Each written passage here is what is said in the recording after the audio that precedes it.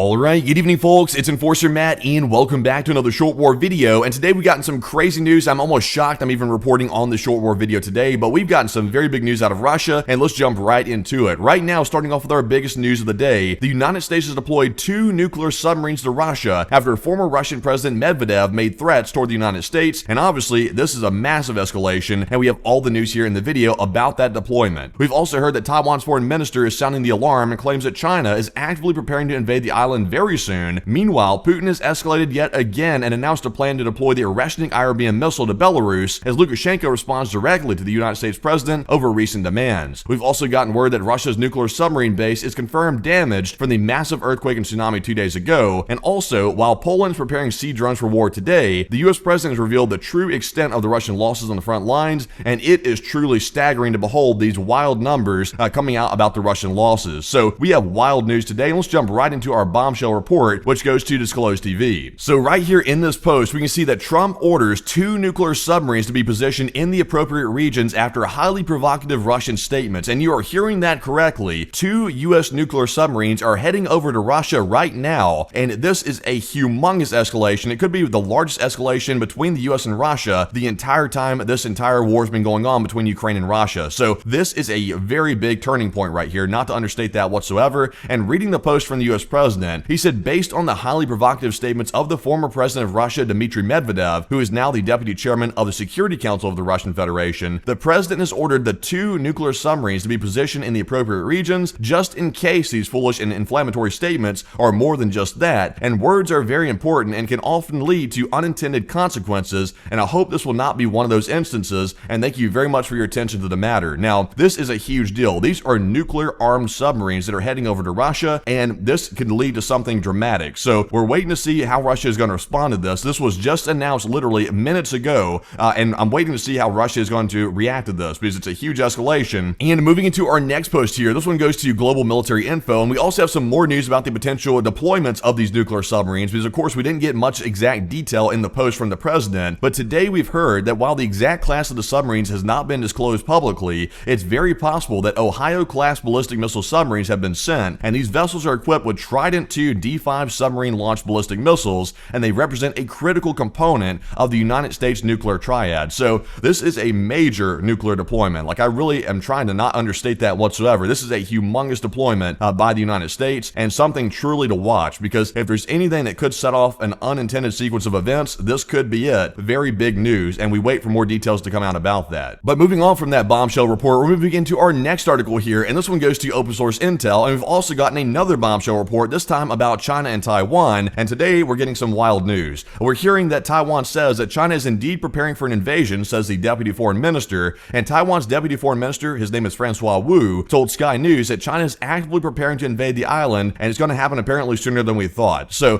taking a look here at the map, there's obviously Taiwan, and there is Penghu County circled in red, which would probably be ground zero of the invasion, and right now we're not told exactly what the details are that the foreign minister has heard that led him to believe this is going to be sped up dramatically. But whatever the case is, it sounds like Taiwan is almost about to be invaded, according to the deputy foreign minister, in the midst of the US deploying nuclear submarines over to Russia's coast. So huge news happening everywhere around the world right now, major escalations. But moving into our next post here, this one also goes to Nexta, and Putin himself has decided to escalate even further today in another series of uncontrolled escalations. Because we are hearing that Putin has threatened the Oreshnik missile and claims he'll deploy the new weapon in Belarus, and Putin announced today that the first serially produced Oreshnik systems have been completed and will be deployed in Belarus by the end of the year. That means that's just in a few months actually, and according to Putin, a location's already been chosen and preparations are underway. However, this claim remains unverified, and the BBC reports that there is no independent confirmation that the Oreshnik has actually entered serial production. And previously on November the 21st, Russia first used this system in the Ukrainian city of Dnipro for the first time ever in a war combat scenario. So right now we are hearing that Belarus is getting drugged back into the situation as a pawn in the war. Once again, Belarus is a puppet state of Russia, and it looks like Belarus will be ground zero for the deployment of the Oreshnik missile, which is of course nuclear capable. So very bad sign as well that Putin is escalating while he's doubling down on the Ukraine war. So that's bad news. But jumping into our next post here, this one goes to Status 6 Military and Conflict News, and we've also gotten some more statements because apparently this was a meeting between Vladimir Putin and Lucenko, and right here I'm going to show you an image. Here are the two sitting next to each other. A very odd press conference between these two individuals, but Lukashenko was doing pretty much all the talking, and Putin was sitting there like he was just nodding his head to what Lukashenko was saying. And you're going to see here why that probably is in this post, because Lukashenko, sitting right next to Putin, was saying this. This is what he said, quote unquote, "The statements of our common friend Donald Trump, for whom we are so worried, I remember our concern for him to win 50, 60, 10 days. This is not how politics is done, and if Trump wants peace, he should join the process carefully and thoroughly, and this is a military confrontation, and to force someone, it won't succeed, especially a nuclear power, and that only makes us laugh." So it sounds like Putin is too much of a coward to say that out of his own mouth, so he's brought in Lukashenko to come and say this for him, which is obviously extremely cowardly, but the two are sitting there and saying these statements, once again showing they are in a deep alliance with one another, and Lukashenko is just merely a puppet of Putin. So they're making, once again, mocking statements toward the United States while Putin is doubling down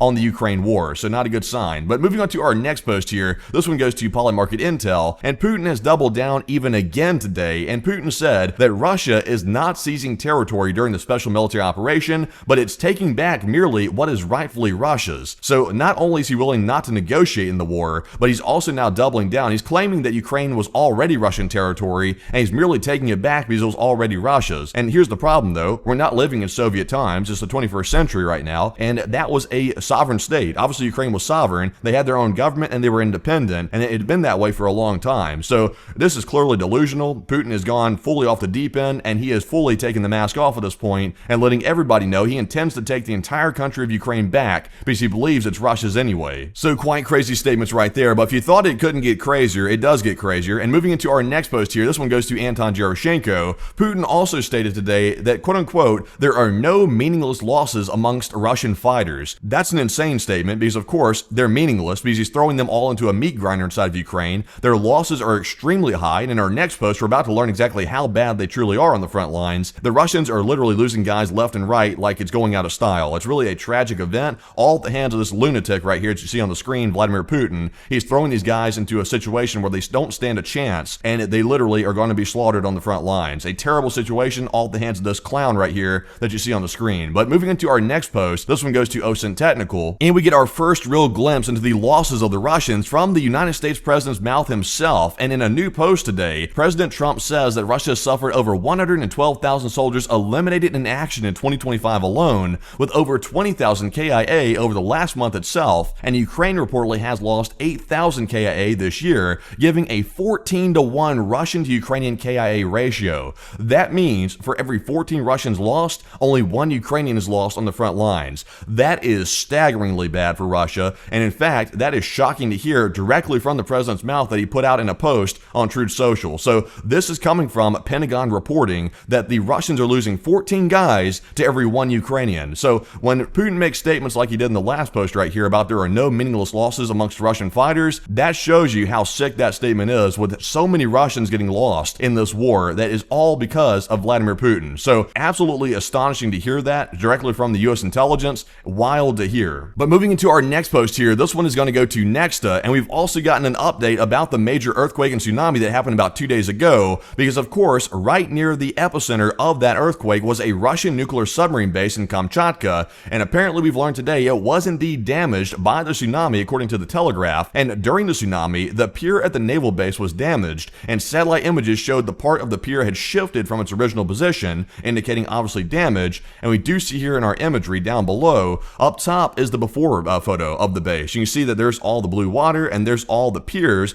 jetting out from the land itself. But down here on the bottom picture, the one circled in yellow, you can see there is one of the piers which should be straight. It looks like it has been cut off and gone crooked right there, and it looks like it is indeed damaged or destroyed altogether. But it looks like, generally speaking, the entire submarine base is generally okay except for that one pier, but there could be damage that maybe is not picked up from satellite view. But the big deal is a Russian nuclear submarine base is now damaged, and we don't know exactly how bad damaged it is, and we don't know if the nuclear submarines are damaged themselves. Right now that's still an unknown. And also the damage across Russia itself and also in Kamchatka has been absolutely horrendous from the tsunami that hit that area, and the Russians are of course not doing very much to protect the civilians that got hit by that tsunami. So that's also pretty bad news as well. But moving into our next post here, this one goes to Null Reports. We've also gotten an update about the Russian drone that went through Belarusian airspace and then into Lithuania, which is obviously a NATO country, and apparently crashed on Lithuanian territory about 2 days ago. We've heard from the Lithuanian defense minister today. He confirmed that a drone believed to be a Russian Gerbera, is designed to mimic Iranian Shahed drones. It was found at Lithuania's training ground in the Jonava district after entering from Belarus earlier this week, and the military is currently investigating the wreckage. So once again, that was the second time that a Russian drone entered NATO airspace in Lithuania in just a month. That is crazy. That happened 2 times in a month, and once again, I think that's more intentional than an accident, because how's it happen twice going through Belarus and into a NATO country unless it was intentional in probing their defenses? And considering the other escalations that Russia's conducting, it would make sense that this probably was intentional. So not a good sign, and currently the Lithuanians are investigating further. But moving into our next post, this one goes to Visioner. We've also heard that Poland is indeed preparing for war with Russia even further today. Poland is preparing swarms of sea drones for war with Russia in the Baltic Sea, and the Poles decided to copy the tactics of the Ukrainian GRU and SBU, of course, because they're very good strategies,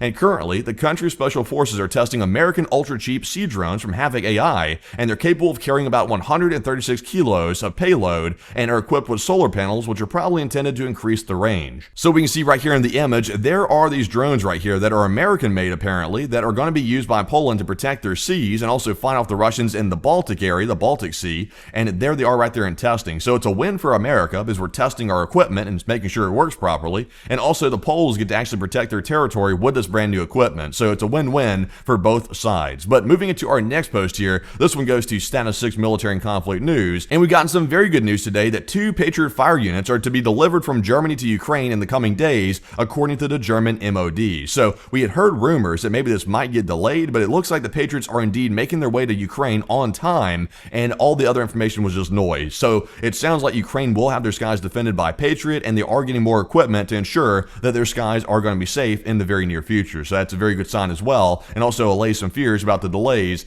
coming from the United States. But moving into our next one, this one goes to Max 25. And we got some very bad news today for Russia's economy coming up, because remember, currently Russia is about to face secondary sanctions from the United States when it comes to their oil industry, and since Russia is a monolithic economy and relies almost completely on oil sales to make sure their economy stays afloat, when the oil stops flowing from Russia and people stop buying Russian oil, that could be a death knell for the entire Russian economy. Right now today, we're hearing that India's largest oil refiner has snapped up millions of barrels of crude from the US and UAE, facing pressure from the US and Europe over its purchases from Russia, and Oil Corp bought 5 million barrels of US crude on top of 2 million barrels of supplies from Abu Dhabi. So that's not a good sign for Russia. It sounds like that India is taking the US threat seriously, and they're backing off of Russian oil. And remember, there's top 3 buyers of Russian oil. Currently, it's China's number 1, India was number 2, and Turkey is number 3. So it looks like India is getting a little bit shaky about buying Russian oil, which could mean that Russia's about to lose an entire market for their oil. China is not going to back off. It sounds like China is doubling down on purchasing Russian oil, so China is going to be a purchaser still to this day. Now, Turkey is the question mark. We're not sure if Turkey's going to stop buying Russian oil or not, but it looks like India is starting to have second thoughts about it, which could be very bad for Russia. But moving into our next post, this one goes to Nexta. We've also heard that 4 tankers with Russian oil are currently idle off the west coast of India, and they are not docking in India, which indicates that maybe India is going to turn them away and not buy the oil after all as a result of U.S. pressure. So right now, the West has its fingers crossed and hoping that maybe India will follow through with this and stop buying Russian oil, at least for the most part, and cause a major dent in the Russian economy. But right now, it's to be seen. But moving into our next one, this one goes to Nexta as well. And we've also gotten good news about more Ukraine support going from the U.S. Senate, because you've heard today, the U.S. Senate committee has supported a bill that includes about $1 billion for Ukraine support. And for the bill to become law, obviously, it must be approved by the Senate, then reconciled with the House of Reps, and then finally signed by the president himself. And so far, it sounds like the president is having a very, very big change of heart toward Ukraine, and he wants to support them a lot. So I think this will have no problem getting a signature from the president coming up very soon once this does make it past all the hurdles that it has to cross to get actually signed into law. So another good sign for Ukraine support. But moving into our next article here, this one's going to go to Conflict Radar, and in the midst of everything else happening around the world, there's still stuff happening in Iran. We're not really sure exactly what is happening right now, but we did see another major explosion being reported in Tehran, Iran, and there it is right there on camera. And this is a long series of explosions that are happening around Iran at random, and nobody's really sure what is causing them. But Iran did admit the other day that Mossad agents from Israel are loose in their country, and they have no idea where they are, and they're going around and sabotaging critical infrastructure, and this could be another incident of that happening right in the Iranian capital, right under the noses of the Iranian security services. So that's probably likely what this is right here, but of course we don't have the exact details and concrete fact as of right this second. But moving on to our next article here, this one goes to IEL Red Alert, and we've also gotten word that literally right before I started recording this video that sirens were sounding in Israel, apparently from a ballistic missile that was launched from Yemen by the Yemeni rebels, of course, toward Israel. And the sirens are expected to sound in parts of the country within minutes. And I presume at this point the sirens have probably either stopped or they're still ringing, because of course this was at the very beginning of the recording of the video. And by the time this video gets put out, this will either be an expired warning or it might still be ongoing. We're not really sure. But another missile was launched from Yemen, indicating that the Houthis are still acting up. They're still trying to attack Israel, and the truce that they had agreed to is apparently not being honored whatsoever, which is a huge shock. I know that group wouldn't honor a truce, and I'm being sarcastic, of course, but that is the current situation right now. We're seeing a new attack on Israel by the Yemeni rebels. But also, we do have one more article here to cover that just came out right at the very end of the video, and we got a reaction from Russian military bloggers reacting to the announcement about the deployment of U.S. submarines going over to Russia. And we can see right here the Russian military bloggers are saying on Telegram that now the world is watching the toys of a big and terribly spoiled child who will stop playing around only after he gets a belt spanking. And then another Russian commentator said, very convenient, the peacemaker, meaning the U.S. president, that's what he is, about to win the Nobel Prize tomorrow, obviously mocking the U.S. president here in these articles. Also, another one said, Dmitry Medvedev is in euphoria. He became the first president in the world, or the first person in the world, whose post on the internet set nuclear submarines in motion. And also someone else said, it looks like he wants to see our submarines at the Statue of Liberty. So clearly, the hornet's nest has been stirred here. The Russian military bloggers are going berserk on their back channels, and they're starting to mock the U.S. president. They're also sending threats in return toward the United States. So obviously, this is going to start brewing up, and I presume the Russian response is going to probably be dramatic to these nuclear submarines heading over to their region. So we'll have to wait and see what this is going to turn out to be, but certainly something to watch very closely to see where this is going to go. But with that, folks, that is actually the last post of the video right now. Now, tonight's going to be a wild stream. Of course, we will be streaming tonight at 10 p.m. Eastern. And of course, sorry for taking the night off last night. We did have some business to attend to, and unfortunately, we do have to take off air sometimes for emergencies. So please excuse us for that. But tonight, we are going to have some crazy news to cover, obviously, because things are popping off quick around the world today. So be sure to join us at 10 p.m. Eastern tonight for the Nightly War News stream. And also, if you want to support our work, you can go on our Patreon page, and the link is in the description below for Patreon, where you can go over there and sign up for a monthly membership. And it could be as little as $5 a month. Any amount helps the channel tremendously, and we do appreciate every single one of our Patreon supporters for once again supporting our work and keeping us on the air every single day. And with that, folks, we will see you all tonight on the stream at 10 p.m. Eastern. And with that, bye-bye for now.